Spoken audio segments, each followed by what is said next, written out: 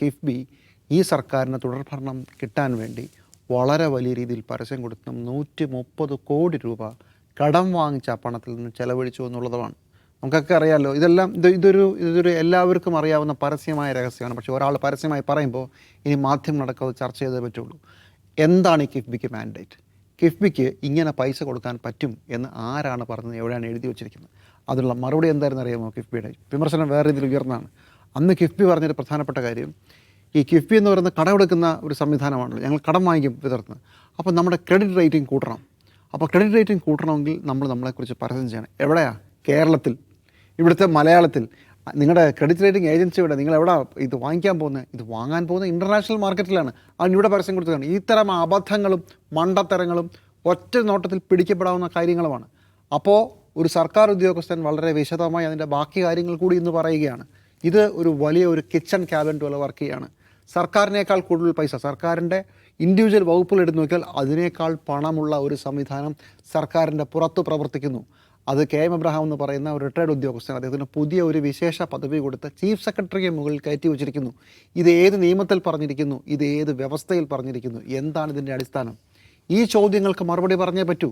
എന്നിട്ട് അയാൾ ബാക്കിയുള്ളവരെ മുഴുവൻ ഭീഷണിപ്പെടുത്തുകയാണെന്നും ബാക്കിയുള്ളവരെ മുഴുവൻ തൻ്റെ വരുതിയിൽ കൊണ്ടിരുന്ന രീതിയിൽ ഒരു പാരലൽ സർക്കാർ, പിണറായി വിജയൻ കഴിഞ്ഞാൽ നമ്പർ 2 ആരാണെന്ന് ചോദിച്ചാൽ അത് CPIയുടെ മന്ത്രിയോ CPMൻ്റെ സംസ്ഥാന സെക്രട്ടറിയോ അല്ല, അത് KM എബ്രഹാം ആണെന്നാണ് പറയുന്നത്. നമുക്കിതിനകത്ത് മെറിറ്റ് മാത്രം എടുക്കാം. ഈ 130 കോടി എടുത്ത് ഇങ്ങനെ കൊടുക്കാൻ, ഇങ്ങനെ കായം കലക്കി കൊടുക്കാൻ ഇവർക്ക് ആരാണ് അധികാരം കൊടുക്കുന്ന ചോദ്യം ഉണ്ടല്ലോ. അദ്ദേഹം പറഞ്ഞ വേറൊരു വിഷയം അദ്ദേഹം അന്ന് വെളിപ്പെടുത്തിയത്, അങ്ങനെയാണ് പറയേണ്ടത്. എങ്ങനെയാണ് മുണ്ടക്കൈ ചൂരൽമല വിഷയത്തിൽ എങ്ങനെയാണ് കിഫ്കോണിന് ഇതിൻ്റെ ഈ കെട്ടിടം പണിയുടെ മേൽനോട്ട ചുമതലയും എങ്ങനെയാണ് ഊരാളുങ്കൽ സൊസൈറ്റിക്ക് ഇതിൻ്റെ നിർമ്മാണ ചുമതലയും കൊടുത്തത്? ഇത്രയും വലിയ 700 ചില്ലുവാനം കോടിയുടെ ഒരു പദ്ധതിയാണ്. എന്തുകൊണ്ട് നിങ്ങൾ ടെൻഡറിന് പോയില്ല? ചോദ്യമല്ലേ. കിഫ്കോണിന് ഇതിനു മുമ്പ് മേൽനോട്ട ചുമതല നടത്തിയുള്ള എക്സ്പീരിയൻസ് ഉണ്ടോ? ഈ 2 ചോദ്യങ്ങൾ ചോദിച്ചതിനാണ് എന്നെ പുറത്താക്കിയത്, ആ കമ്മിറ്റിയിൽ നിന്നെ സ്ഥലം മാറ്റിയതാണ് പറയുന്നത്. അദ്ദേഹത്തിൻ്റെ വ്യക്തിപരമായ താല്പര്യം എന്തോ ഒരു കേട്ടെ, ആ ചോദ്യം അവിടെ ഉണ്ടല്ലോ.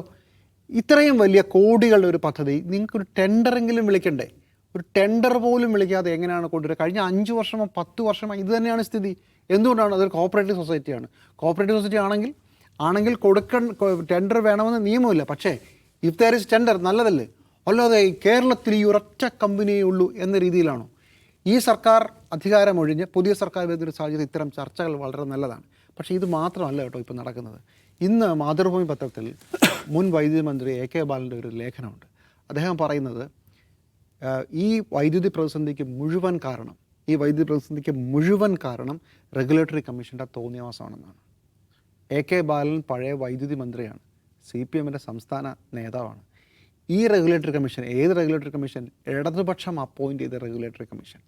ആ കമ്മീഷനാണ് ഈ അഭ്യാസം മുഴുവൻ കാണിച്ചതാണ് പറയുന്നത്. 2 ആക്ഷേപങ്ങൾ. ഒന്ന്, 2015 ഒപ്പിട്ട ലോങ് ടേം വൈദ്യുതി കരാർ റദ്ദാക്കി. എന്നാൽ 2023, അതായത് 15 തുടങ്ങി, അത് കഴിഞ്ഞ് പിണറായി വിജയൻ സർക്കാർ ഒന്നുണ്ടായിരുന്നു, അത് കഴിഞ്ഞ് 2.0 വന്ന് 2 വർഷം കഴിഞ്ഞപ്പോൾ റദ്ദാക്കി. ഇത് തോന്നിയവാസമാണ്, എല്ലാവർക്കും മനസ്സിലാവും. കാരണം ആര്യാടൻ മന്ത്രിയായിരുന്ന സമയത്ത് നടത്തിയ കരാറിൽ എന്തെങ്കിലും കുഴപ്പമുണ്ടായിരുന്നെങ്കിൽ, കുഴപ്പമുണ്ടെന്ന് തന്നെയാണ് ഞാനും കരുതുന്നത്. പക്ഷേ അത് റദ്ദാക്കാൻ നിങ്ങൾക്കൊരു സമയപരിധി ഉണ്ടായിരുന്നു. പക്ഷേ ഏത് ഘട്ടത്തിലാണത് റദ്ദാക്കിയെന്നറിയാമോ? നോക്കൂ, 5 രൂപയ്ക്ക് അന്ന് ആ കരാറിൽ ഏർപ്പെടുമ്പോൾ അതിനകത്തൊരു നഷ്ടമുണ്ടെന്ന് തന്നെ വിചാരിക്കുക. പക്ഷേ 8 വർഷം കഴിയുമ്പോൾ ഈ വിലക്കയറ്റത്തിൻ്റെയും മറ്റും ഇൻഫ്ലേഷൻ്റെ പശ്ചാത്തലത്തിൽ വൈദ്യുതിയുടെ വില കൂടുകയാണ്. അപ്പോൾ 8 വർഷം കഴിയുമ്പോൾ ഇത് റദ്ദാക്കുകയാണോ റദ്ദാക്കാതിരിക്കുകയാണോ വേണ്ടത്? കാരണം നിങ്ങൾക്ക് 40 വർഷത്തെ കരാറാണ്. 40 വർഷത്തേക്ക് നിങ്ങൾക്ക് 5 രൂപയ്ക്ക് കൊടുക്കണം. ആദ്യ നാളുകളിൽ നിങ്ങൾക്ക് വൈദ്യുതി വിൽക്കുന്ന ആൾക്കാർക്ക് ലാഭം. ഒരു 8 വർഷം കഴിഞ്ഞാൽ വൈദ്യുതിയുടെ വില പുറത്തുള്ള മാർക്കറ്റിൽ കൂടുമ്പോൾ ഈ 5 രൂപ ലാഭമായി മാറാൻ പോവുകയാണ്. ആ മൊമെൻറ്റിൽ ഇത് ക്യാൻസലാക്കിയിരിക്കുന്നു. ആരുടെ താല്പര്യം? ആർക്ക് വേണ്ടിയാണ് ഇത് ചെയ്തത്? AK ബാലൻ പറയുന്നത് റെഗുലേറ്ററി കമ്മീഷൻ ചെയ്തു എന്നാണ്. റെഗുലേറ്ററി കമ്മീഷൻ എന്ന് പറഞ്ഞാൽ പിണറായി വിജയനും CPMും അപ്പോയിൻ്റ് ചെയ്ത റെഗുലേറ്ററി കമ്മീഷനെതിരെയാണ് ഒരു സംസ്ഥാന മന്ത്രിയായിരുന്ന ഒരു CPMൻ്റെ പ്രധാനപ്പെട്ട നേതാവ് ആരോപണം ഉന്നയിച്ചത്. ഞാൻ പറഞ്ഞു വന്നത് B അശോകും അതുപോലെ തന്നെ ബാക്കിയുള്ളവരും മാത്രമല്ല വെടിപൊട്ടിക്കാൻ തുടങ്ങിയിരിക്കുന്നത്. CPMനകത്തു നിന്ന് തന്നെ കലാപം തുടങ്ങിയിട്ടുണ്ട്.